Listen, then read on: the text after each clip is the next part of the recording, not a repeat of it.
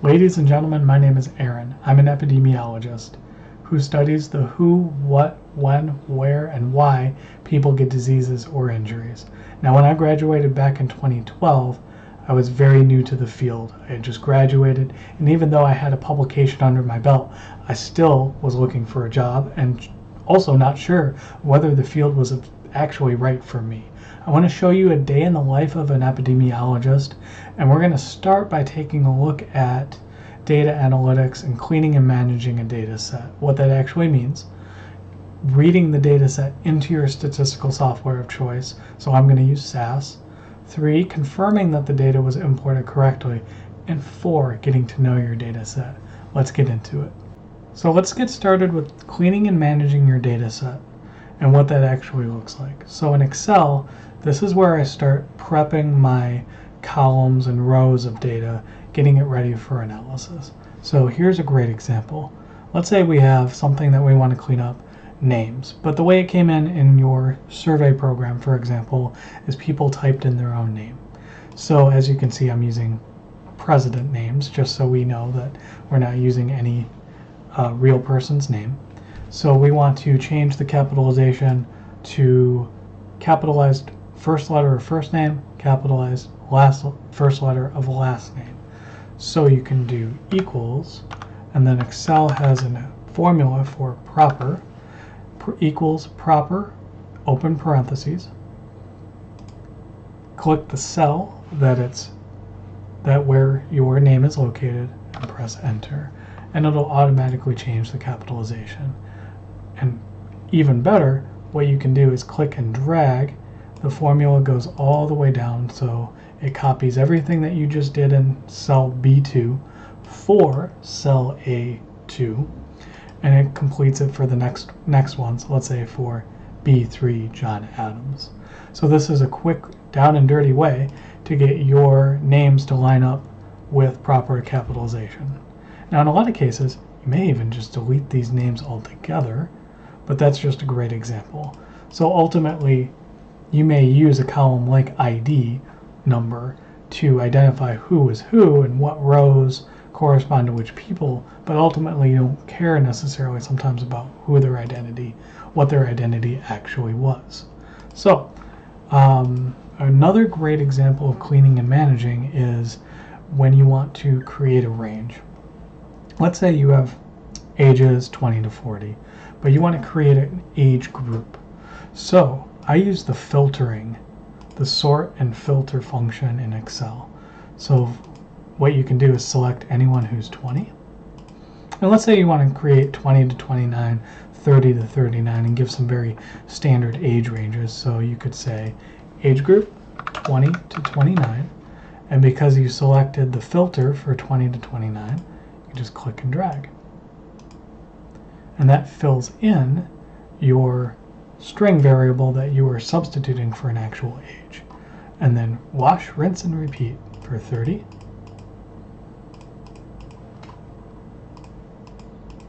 And 40.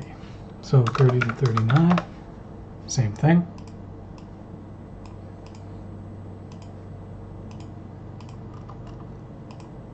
And we only have a couple in the 40 age group, 40 to 49. So that is managing in Excel. The second thing we will want to do is import the data set directly into our statistical software. So I'm going to use this code right here to read the data set into SAS, our next program, where ultimately we are going to do the statistical work. So highlight what you want to run, click run.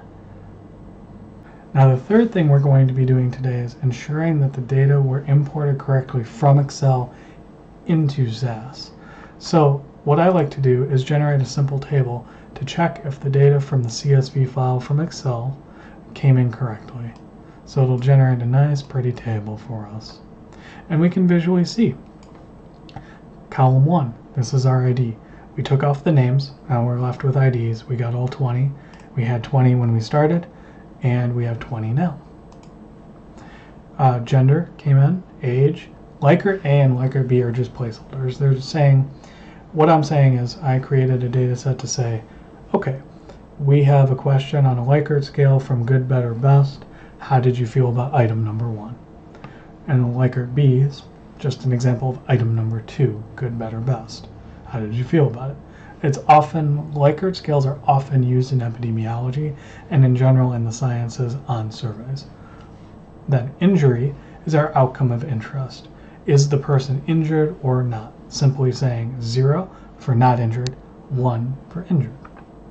Now age group is the one that we cleaned and managed and created in a string variable, 20 to 29, 30 to 39, 40 to 49, replacing age, but age is still there as a variable too if we want to take a look at age directly.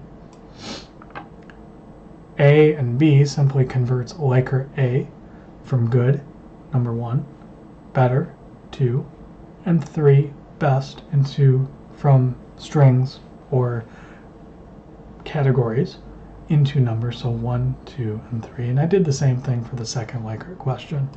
Now often what you'll see for Likert scales is when you use 2 or 3 or 5 measures, you add them all up, and I just called that composite.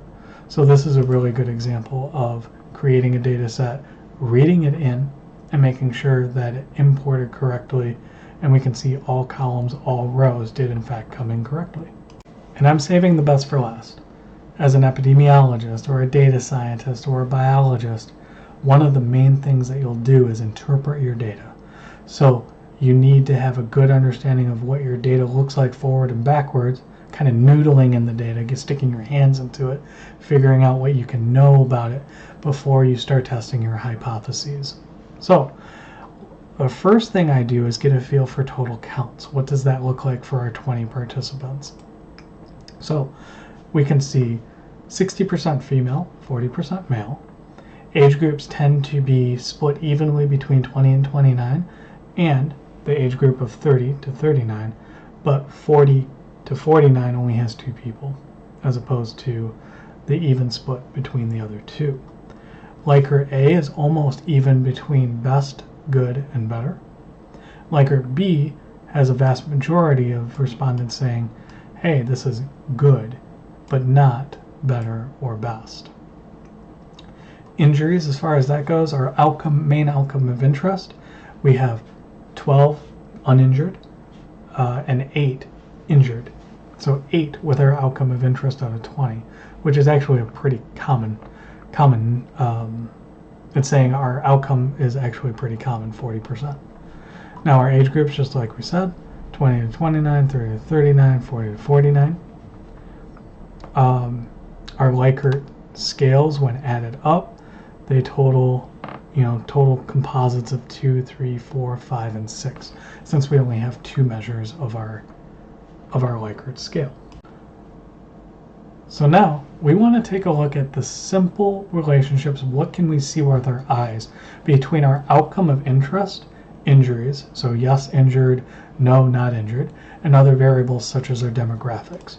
This is going to create and form the underpinnings of what our hypothesis testing looks like, what our hypotheses actually look like, what our results, how they're framed in the study, will look like.